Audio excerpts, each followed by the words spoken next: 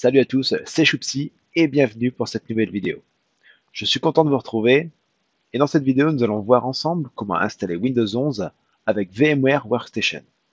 Avant de déployer ce nouveau système d'exploitation chez vous ou dans votre entreprise, il faut le tester de fond en comble et rien de mieux qu'une machine virtuelle. Mais si vous ne le savez pas, Microsoft impose une configuration minimale pour Windows 11 avec, entre autres, la présence obligatoire d'une puce TPM 2.0 et du Secure Boot. Pour ceux qui ne le savent pas, Trusted Platform Module est responsable du chiffrement des données de votre PC. C'est donc cette puce qui va générer des clés de chiffrement, les stocker et faire des calculs de signature. Si vous avez suivi mes vidéos sur BitLocker, vous savez que la puce TPM est utilisée avec. Et le Secure Boot est une technologie qui protège le processus de démarrage de toute intrusion de code malveillant en vérifiant chaque firmware et logiciel qui s'exécute au démarrage de votre PC. Allez, stop le blabla, place à la pratique. On va d'abord tester de créer une VM sans configurer la puce TPM et le Secure Boot afin de voir si on peut installer notre Windows 11 sans ces obligations. Je viens créer ici une nouvelle machine virtuelle. Je viens ici sélectionner mon image ISO Windows 11. Je vais faire Next. Je choisis Microsoft Windows avec la version Windows 10. Ici, je marquais Windows 11. Je laisse par défaut. Je vais juste customiser la mémoire en mettant 4 Go. Et là, pour plus de confort, je vais mettre 4 cœurs.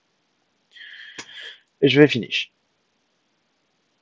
Je vais donc démarrer ma machine. C'est parti. On appuie sur une petite touche. Et là, on démarre sur l'ISO Windows 11. Pour le moment, tout se passe bien. On arrive sur l'installation de Windows. Ici, je vais faire suivant. Et on va faire installer maintenant. Pour le moment, tout se passe bien. Ici, on nous demande une clé de produit. Donc là, je vais dire que j'en ai pas. Et ici, je viens choisir donc le système d'exploitation que je vais installer. Donc pour ma part, je vais mettre Windows 11 professionnel. Je vais faire suivant. Et à partir de là, vous voyez, ce PC ne peut pas exécuter Windows 11. A priori, mon PC ne répond pas à la configuration minimale requise pour installer cette version. Et c'est là qu'on parle du Secure Boot et de cette puce TPM. Je vais donc ici recréer une nouvelle machine. Et cette fois-ci, je vais aller dans Custom, au lieu de Typical, qui était au début mon premier choix. Je vais faire Next. Ici, on ne touche à rien. C'est juste pour savoir la compatibilité au niveau hardware sur notre VM. Je fais Next. Ici, je viens sélectionner donc mon image ISO. Je fais Next. Je sélectionne Microsoft Windows. Vous pouvez voir qu'ici, pour le moment, il n'y a pas Windows 11. Windows 10, on sélectionne celui-ci. Je définis donc le nom de ma VM, marqué Windows 11. On arrive sur le type de firmware. On va mettre UEFI, qui est par défaut coché, et on va également cocher le Secure Boot. Je fais Next. Ici, comme tout à l'heure, je veux 4 cœurs sur 2 processeurs. Je fais Next. Je vous ai dit tout à l'heure, pour plus de confort, on met 4 Go. Next également. Je sélectionne le Network Address Translation. Ici, on laisse pareil. Également pareil. Ici, on va faire Create a New Virtual Disk. Je sélectionne 60, ce qui est assez pour les tests. Et à partir d'ici, on va faire Finish. Maintenant, on va éditer les paramètres de notre VM. Et à partir de là, on va aller dans l'onglet Options. Et vous voyez ici, vous avez un Access Control. Et là, on nous dit bien ici que la machine virtuelle n'est pas cryptée. Vous pouvez protéger cette machine, les données de cette machine virtuelle et la configuration avec un mot de passe. Donc ici, on va faire Encrypt. Et là, vous mettez voilà, le mot de passe que vous souhaitez. D'accord? On est d'accord que cette VM, c'est pour faire des tests. Pas besoin de mettre non plus un mot de passe de malade. J'ai mis mon mot de passe. Et là maintenant, la machine virtuelle est cryptée. Dès que ça c'est terminé, on retourne dans hardware. Et là, vous voyez, je n'ai pas de puce TPM. Ici, je viens faire Add. Et là, on peut voir qu'il y a Trusted Platform Module, notre puce TPM.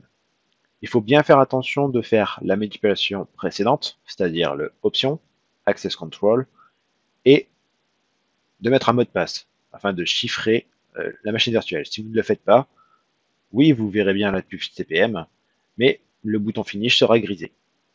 Ici, je vais faire Finish. On voit bien ici que ma puce TPM est bien présente sur la VM. Dès que c'est terminé, vous faites OK. À partir de là, normalement, la machine virtuelle de Windows 11 va pouvoir être installée. Et bien, c'est ce qu'on va voir tout de suite. C'est parti. On démarre notre VM. On n'oublie pas d'appuyer sur un petit bouton. Voilà, afin de démarrer sur l'ISO. Je vais même le mettre en plein écran, je suis bête. Voilà. Donc ici, on se retrouve comme tout à l'heure. On va faire suivant, installer maintenant. On va lui dire ici que je n'ai pas de clé de produit. Et que je sélectionne donc Windows 11 professionnel. Je fais suivant. Ici, j'accepte les termes du contrat. Je fais suivant. Et on pouvait voir tout à l'heure que à partir d'ici, j'étais bloqué. On me disait voilà que j'avais pas les prérequis. Et là, on peut voir que déjà ça a bien avancé. On peut installer Windows, ben, vous voyez, sur notre machine virtuelle. À partir de là, je crée une partition système est réservée et je vais installer Windows 11. C'est parti. L'installation de Windows 11 est terminée. Ici, on va faire redémarrer maintenant. On voit bien ici que c'est bien le logo voilà, de Microsoft Windows 11 qui apparaît à l'écran.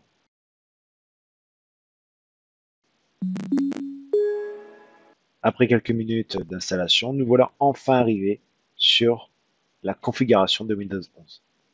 La première question, voilà, c'est est-ce le bon pays? Donc, si vous êtes en France, vous pouvez choisir la France. Également pour la disposition du clavier. Si vous souhaitez une deuxième disposition, comme par exemple l'anglais, vous pouvez ajouter la deuxième disposition en cliquant sur ajouter une disposition. Sinon, vous pouvez faire ignorer. À partir de là, si vous êtes déjà connecté à Internet, il va rechercher des mises à jour. Si votre image ISO n'avait pas les mises à jour recommandées, par exemple. Après quelques minutes, on nous demande pour la première fois, de choisir de renommer l'ordinateur, ce qui est plutôt pas mal pour ne pas voilà à aller dans le système et de renommer ce PC. Le faire dès la configuration, c'est plutôt pas mal. Donc ici, on peut mettre PC test. Je vais faire suivant.